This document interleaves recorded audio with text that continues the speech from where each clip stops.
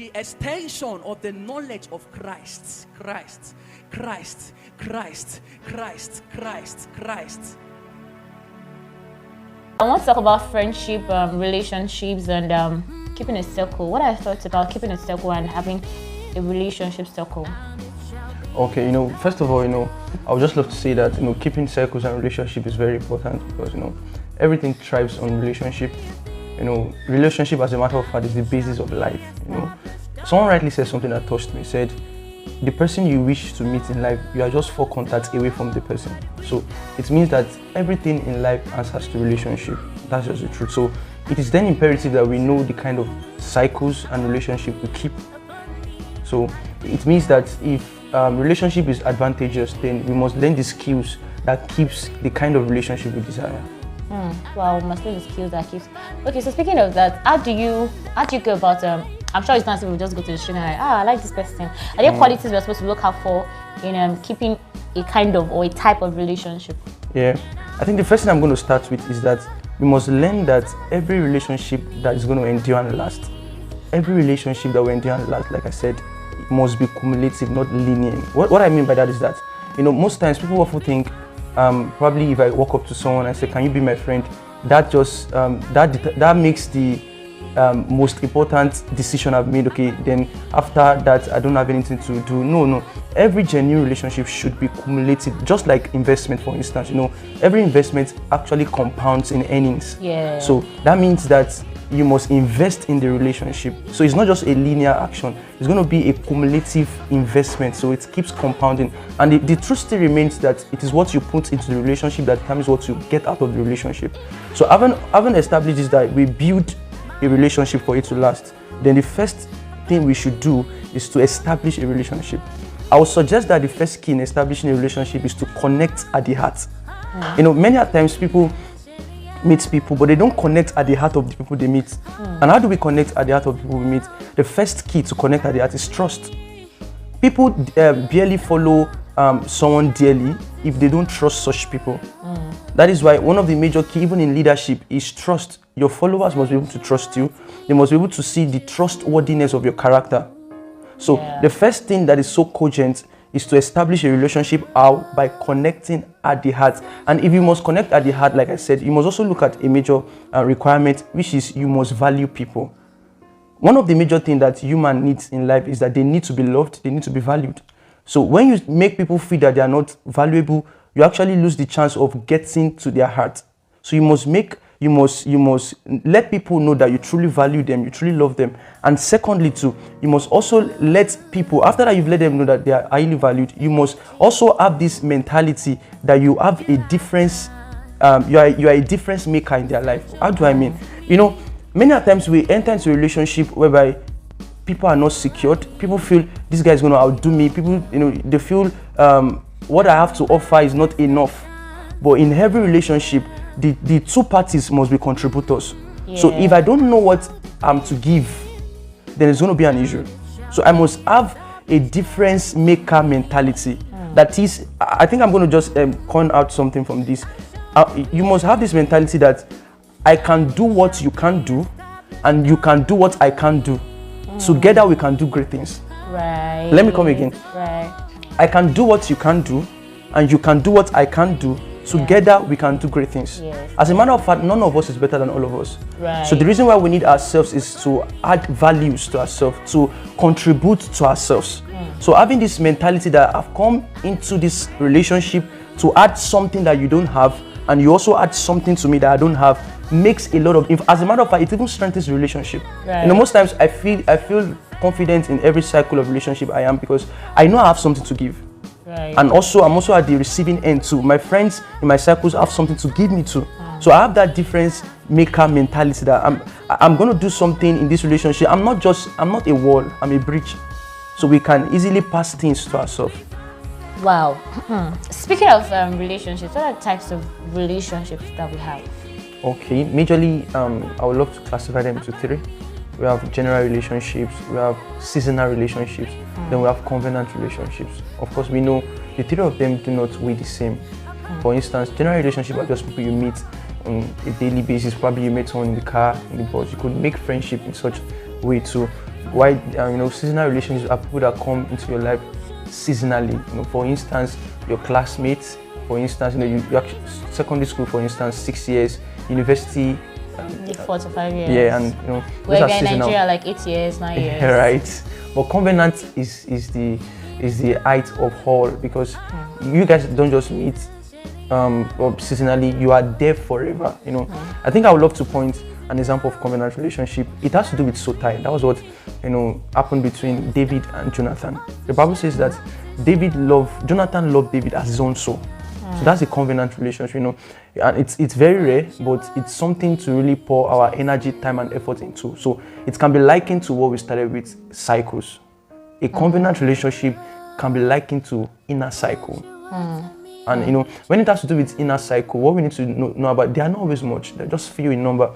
As a matter of fact, as we grow in life, we see that our inner cycle also reduces. Just few people. Yeah. I think I would love to also assert that the love inner circle just simply states that a person's potential can be attached to those that are closest to him.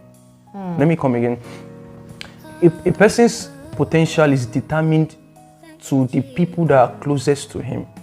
So I come across certain people in life that spoil the giftings on my inside, just like Jonathan was to David. Just like David is also to his men at the cave of Adullam. Yeah. So these are just few people, but they determine the way you explore your potentials, your cycle. A person's potential is determined by those closest to him. Wow. So okay, I'd like to ask that in determining this, is there? Okay, now I'm going to give an example. Like you said, that they are seasonal friends. Can seasonal friends graduate into covenant friends? Definitely. Okay. So at what point do we begin to see them as covenant friends? Is it that we just say that okay, we're seasonal friends and we're in the same school and now we are having really good talks together, we'll go to class together and all of that. So at what point do you see, or do we realize that okay, I think this person is a part of my innermost circle of friend, or at what point do we tend to now start choosing this kind of relationships or friends? Okay, while you were speaking, a picture just came to my mind. I remembered a friend of mine I used to have then in Lagos. We're just friends, but I discovered, I think 3 years after that we met, it graduated into a covenant relationship. So I saw how that he was able to meet up with the qualities of a covenant relationship or the qualities of inner cycles. For instance, inner cycles have qualities, and one of them is that it is always character driven.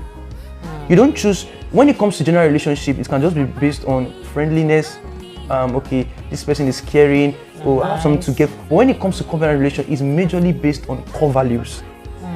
We are to relate with people, we are to make friends with people, but everyone cannot be in our inner cycle because it's not everyone that has the same core values we believe. Right. So our core values determine our inner cycles. So when I started seeing that, it started featuring, and one of them is really character driven. Okay, this guy is humble. His perception about the things I believe in is the same thing as what he believes in. And also secondly, one of the things I majorly believe for people, the qualities they must exhibit for them to actually be a part of my inner circle is that they must be resourceful. That is, I think I shared that while we started, is that they must be able to contribute and add value. So before that, my friend, I used to see that I was the one giving, and he was not always reciprocating. So I was the one doing more of it. So it got to a stage I was frustrated, so I just drew back. But after 3 years, I started observing now that it was now mutual. So I said, okay, now I can also now pour my energy, time, and efforts now. Since it's now mutual, yes, it should be always resourceful and always mutual. And thirdly is loyalty. Yeah, right. I think I'm going to say a word before venturing into loyalty, is that before we can actually gain the loyalty of men, is that we must cultivate a skill called listening. And listening is just much more than probably I'm looking at you. I've observed that people look at people and yet they're not listening. Yes. In fact, the hallmark of the skill of listening is the ability to hear what the person is not saying. Right. Yes. So, for instance, the person is not speaking, but you could dictate what the person is going through. The facial expressions, the tones, even on phone, you could just say, what's wrong? So this guy started exhibiting this, the interest was there. For instance, Bishop T.D. Jakes said something that touched me about covenant relationship. It starts from lap dance. I love that analogy. He said from lap dance is now when you now go into being naked and not ashamed. You don't give people access just like that because they came to you. No. That would be too costly. This is why many people are hurt, because they feel I should make friends with every contact I have with people. No, you give people time. They should earn this access. Right. So I started observing how that, okay, due to time, he was passing through challenges. I was able to provide solutions to, and also in my down moment, this guy was also there too. So Bishop T.D. Jakes said, it's the word intimacy is actually intimacy. That people often may not be able to offer words to you in your times of adversity, but their presence speaks volume. Right. So I started seeing how that he began to exhibit this capacity to listen to me, even when I might not be talking, but was always checking up. And those times they were defining moments for me, because if you are David, you must know if you can endure with me in the cave of Adullam, you definitely endure with me in palace. The book of Proverbs says something that is striking. It said, a brother is born for adversity.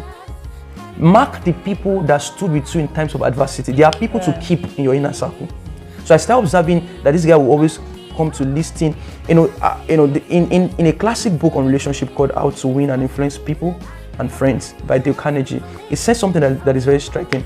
It said, you will make more friends within 2 weeks by being a good listener than trying to get people interested in you for 2 years. Let me come again. It said you will make more friends within 2 weeks, just short space of 2 weeks, by being a good listener than trying to make people interested in you for 2 years. Wow. Everybody always wants to project himself. Right. But if you can also pay attention to the person you are in conversation with by just listening. And listening is a skill that must be cultivated. And one of the things that happen when we don't listen to our partners or to the people who are in relationship with is that it begins to make them feel like they are not valuable enough, they are not valued by you. Then it can bring disaster to that relationship. So they can go extra mile to other people who give them that attention. There's something I want to cover from David, because David exhibited that cycle kind of relationship. He said in 1 Samuel 30 how that he called they were like his mentees, of course. He called them my brethren. That word is striking. How that he wants them to feel at home and exactly the word. Yes. The same way your covenant brethren wants to feel like, are you feeling what I'm feeling? Are you? So that's the way it should always be. Listening actually breeds loyalty. And loyalty is a major qualities of a genuine inner cycle relationship. Loyalty. Right. Wow. Okay, so for me, I can remember I have a friend, and while we're in school, we're just, friends. I want to drive out the question from this short story I'm about to say. Okay. So while we're in school, of course, there was no praying together. It was just the normal school runs to go to class and all of that. But after school, they started bringing, she would make me read some, she would tag me on some posts on Instagrams. She would send some videos to me. She would send some podcasts to me to listen to, introduce me to some women of God, men of God to listen to, and all of that. So it began to. Now I'm going to the point that when you said resourceful, exactly. It doesn't have to be. It doesn't even have to be money itself. Yeah, it's not money. True. So there are ways that you pour into the lives of your friends or the relationships that you have that now turns into them being in your inner circle. So right now, I started listening to those things. I started having an understanding of, okay, this is what an inner circle should be like. This is what and now, you can come in the midnight and say, yeah, let's pray. Just imagine that. Yeah. And it does not used to be like that before. Yeah, it wasn't exactly. But because I now have an understanding that, okay, I am in your inner circle and you are also in my inner circle. So it now brings that I honor you at the same time, but at the same time, you are still my friend. Yeah, true. You are still. So now, how do we deal with people that, because there were some people also sent those kind of things to us, I didn't get that response back. The response of them being committed into that, so I couldn't invest in such relationships. So how do you cope with people that that probably you want them to be in your inner circle? Of course, we have people like that. Like, I want this person to actually be maybe someone you love, your friend that you've always loved from school. That I want us to grow together, but they are not responding to that message you're passing. How do you deal with such situations? It doesn't look as if you're probably a proud person. Okay, thank you so much. often I've discovered that people feel hurt in relationship because they've not discerned the kind of relationship they're into. It will be very disheartening to take a general relationship for a covenant relationship. Because the honor you give to a general relationship should not be the same thing you give to a covenant relationship. It's not wisdom actually to give more to a general relationship than a covenant relationship. Wow. So oftentimes we want to drag people from the general relationship forcefully into so oftentimes that they don't respect us as we are respecting them, we get hurt. So place them where they belong. A general relationship should be a general relationship. I love you for that regard. And a covenant relationship will give you more time, effort, and investment. That's quite deep, right? You can't drag people out of wow. Yeah, true. Right. Thank you. Okay, so the next question I want to ask is, now when we're talking about circles, men don't need brothers, because ladies, we always like, she's my sister, she's my friend, true, my love, but you see, men I think it's more, I don't know if it's difficult for men to always see a brother as, like that G. They just roll on that G level, but it's not common amongst men to have that inner circle. Like, why like is you mean for men having like men having that circle of friends that they just want to be intentional about growing. Is it together. men to men, right? Men, yes. Okay, yeah, I think I would love to respond to that. It's not common. I Very see true. most, but why? Why is it not common? Do you know something? Is that most times men have these issues that they always want to be confidential to themselves and they want to keep things to themselves. Most times we feel men are the muscular, yet they are weak in their minds. Right. They are weak in their minds, but most times outwardly they feel they are the muscular kind of people. That is why if you watch out, even in America and even generally now, they are much more diverse. Often the problem always comes from the man. So you often find that in America you have more single mothers. And the detriment is that there is actually a love that a father passes on to the children that cannot be the same that the mother will pass to the children. Definitely. This is actually an attack on the sector of family. And oftentimes this happens because the man always wants to keep everything to himself. The man believes more in isolation. That isolation makes him strong, which is a big lie and a deception. That guy everywhere. I'm telling you. So that men should also give more attention to covenant relationship. We do more when we expose our weak parts to other people because that's where we find strength. Wow, that's a whole lot. Okay, so every hard guy out there, every hard man out there, please. It's important that you just have a circle of friends. I mean, someone that you can trust, someone that you can always pour into, someone that can also pour into your life. Sure. Don't carry the shoulders. Don't carry the burdens of lives and everything. Yeah, alone, right? So okay, so I'd like to ask that what are the challenges that we face or that can happen in an inner circle relationship or? Okay. Yeah. I feel at the beginning I actually made mention of something that we possess a difference maker mentality. Yeah. So one of the challenges that actually do kill inner circle relationship is insecurity. That is everybody not embracing their uniqueness and differences. So most times it leads to competition, strife, and jealousy. So I want to imitate my friend. I want to be like my friend, which is not. See, I believe something that about unity does not have to be uniformity. We can have unity in multiplicity. That is, in multi-dimensional aspects of life. It doesn't have to be that we have to bring unity by being uniform. It's as though we just clone ourselves. Then the blend aspect can also bring unity. Unity does not have to be uniformity. Unity can also be in diversities.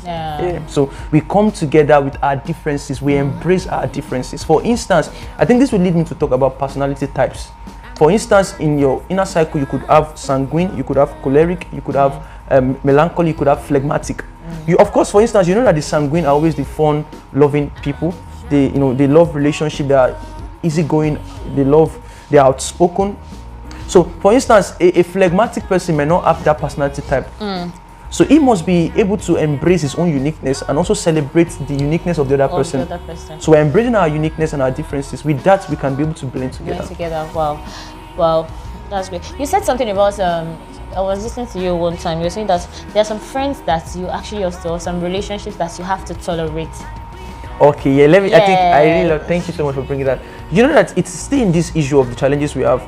For instance, based on the fact that a man comprises of both weakness and strength. So often we focus on our strengths, then we amplify our weaknesses by complaining, and it's not supposed to be so. For instance, now our shortcomings, what we need to let go of shortcomings is actually forgiveness. So I forgive you for your shortcomings. But when it comes to weaknesses, it's not forgiveness. The more you keep forgiving a person for weaknesses, you get more hurt. Right. What you should do is tolerance.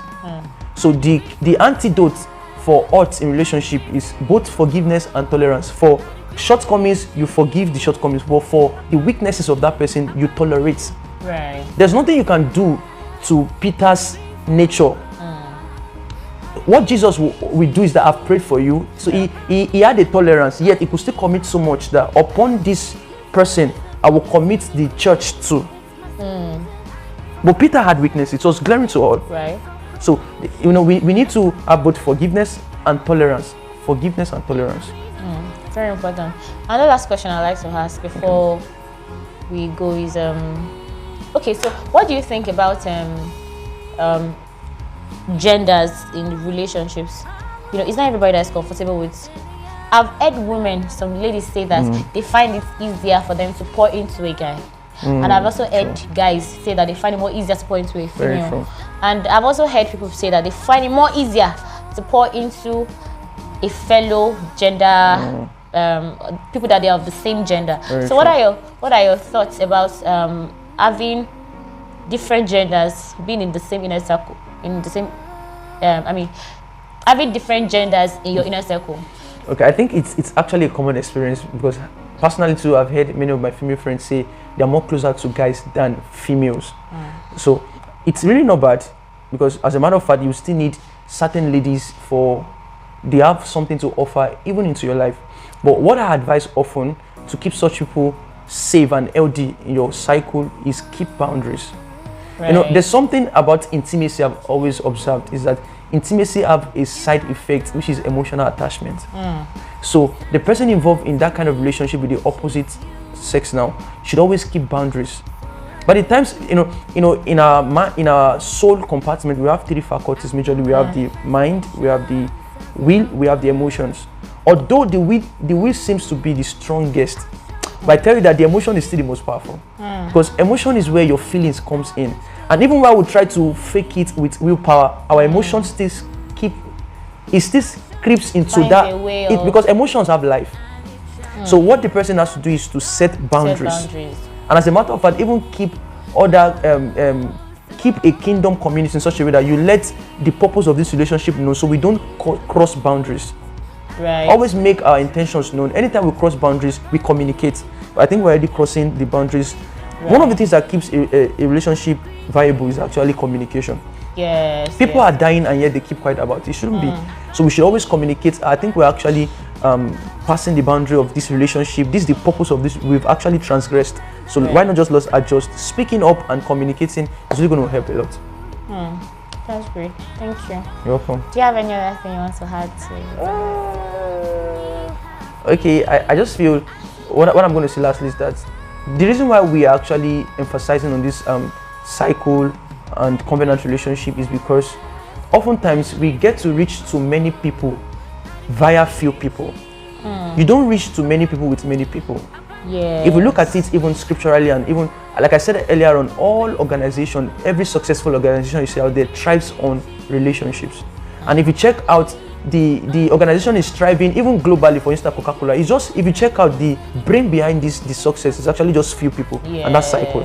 So it is a very pivotal area in leadership, especially leaders. We need to pay attention to this area cycle. So we can't just trivialize it based on the fact that we just know Jesus raised 12 disciples, just imagine, to reach out to millions. And we are also partakers of this. Yes. So you must invest in small people to be able to reach many people.